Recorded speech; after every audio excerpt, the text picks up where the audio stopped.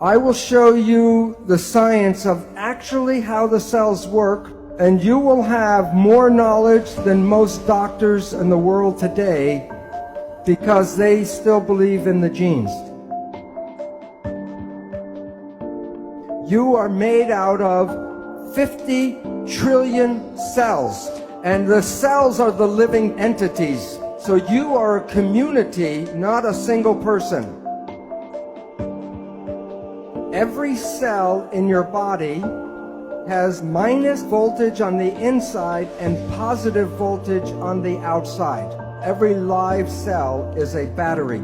Every cell has about 1.4 volts. 50 trillion cells in the body times 1.4 volts is 700 trillion volts of electricity in your body right now. And with training and meditation, you can focus this energy called chi, and you can use that energy for healing.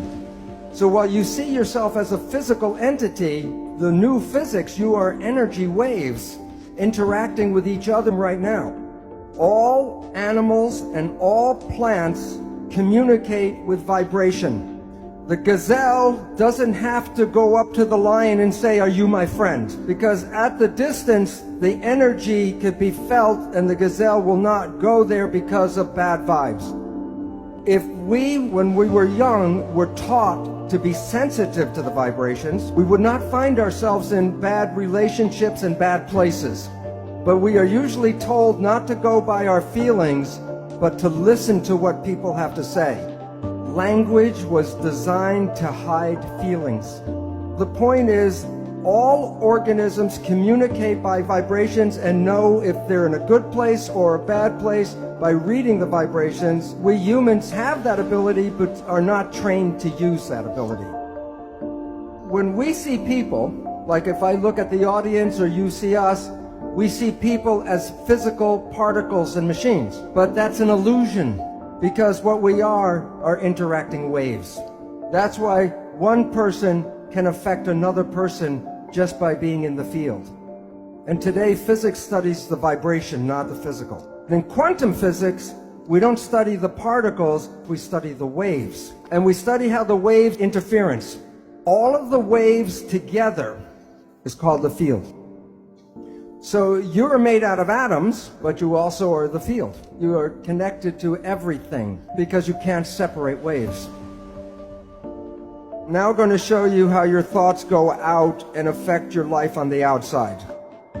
This is an older picture of a new technology called magnetoencephalograph, MEG. EEG, you put wires on your skin and read the brain activity. MEG, the probe does not even touch the head. You can read your brain activity outside of your head. It's not magic. Your thoughts are not contained in your head. As I talked about, people are not particles, they're waves. And waves become entangled with each other. The people that you get connected to, you are entangled with. And many people are familiar if you think about someone or talk about someone you haven't seen for years. And I say, "Oh, I haven't seen my friend John in 10 years. And the phone rings and it's John. Or a letter comes in the mail from John. It's like the placebo nocebo. When you think very positive thoughts of someone, they make an effort to get in touch with you. But it works both ways. If you have a negative thought about somebody, wherever they are, they will create negative talk about you. So it's very important to recognize your thoughts and your judgments are not just connected to you, they're connected to the people you talk about.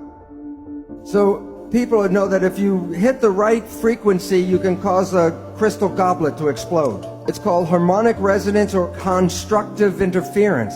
You are like a tuning fork with your brain, and you're broadcasting frequencies of your thoughts. Which goblet is going to respond to your thoughts? The one that is harmonically resonant with your thoughts. If you live in fear, you're not going to activate the Dalai Lama, but you may get Scarface to show up. So when you are having thoughts, you are exciting and activating those things in the world that are connected to your thoughts. When a mugger is trying to pick out which person he's going to attack, of the different people walking down the street, which one do you think gets attacked?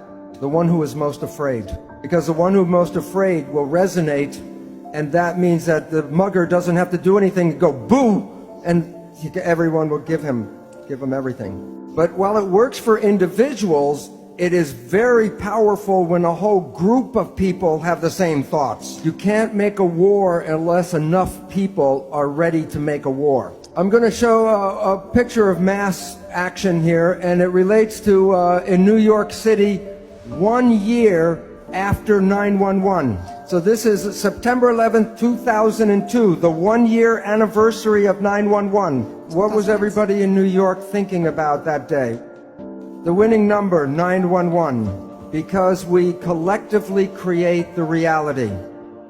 So when you look at yourself, you're not a single entity, but you are a community of 50 trillion cells. But it's important to understand the word community. Every cell is intelligent, but when they're in a community, they give up their personal intelligence and respond to the central voice. So that the community represents a thing, one thing called an organism. And in that community, that a cell must follow what the central voice is. And if the central voice says to die, the cells will die.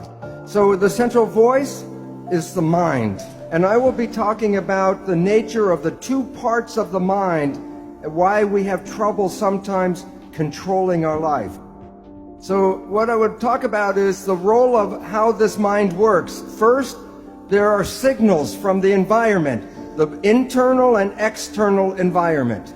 The brain, the function of the brain is to perceive the signals and then interpret those signals and then send the information to the cells to control the behavior and the genetics. So the function of the brain is perception, and from that creates the mind. Now, we have heard of something called the placebo effect, right?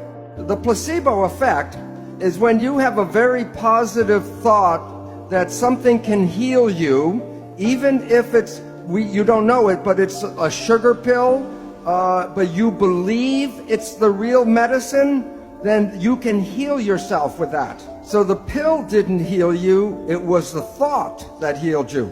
Statistics reveal that 1/3 of all medical healings, including surgery, are the result of the placebo effect. Now, the issue is that the placebo effect is when you have positive thinking. What about negative thinking? And this is what medicine does not tell you, is that there is negative thinking, and it's called the nocebo effect. And in the same power that positive thinking can heal you, negative thinking can kill you. They're both the same effect. One is more positive, one is more negative, but the effects are exactly the same on your health. One will heal you, and the other can make you sick. The point is that negative thinking can create all the effects of chemotherapy. Now think about this. If a doctor tells you you have a disease, or the doctor tells you you're going to die, and you believe the doctor because he's the professional, the belief will give you a disease and can cause you to die. In the United States, in the South, there's a religious group called the Baptist Fundamentalists. And this one group works themselves up into a state of ecstasy, religious ecstasy. And they believe God protects them. And so they will work with snakes, poisonous snakes like rattlesnakes, and they will even get bitten by the snake and nothing happens to them. Now look at this though.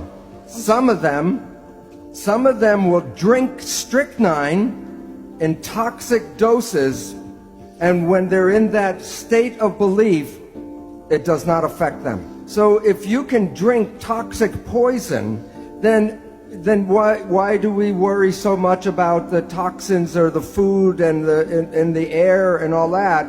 Because we have a belief that the toxins can kill us. But even though I know this, I will not drink strychnine. And why? Because my belief is not as strong as their belief.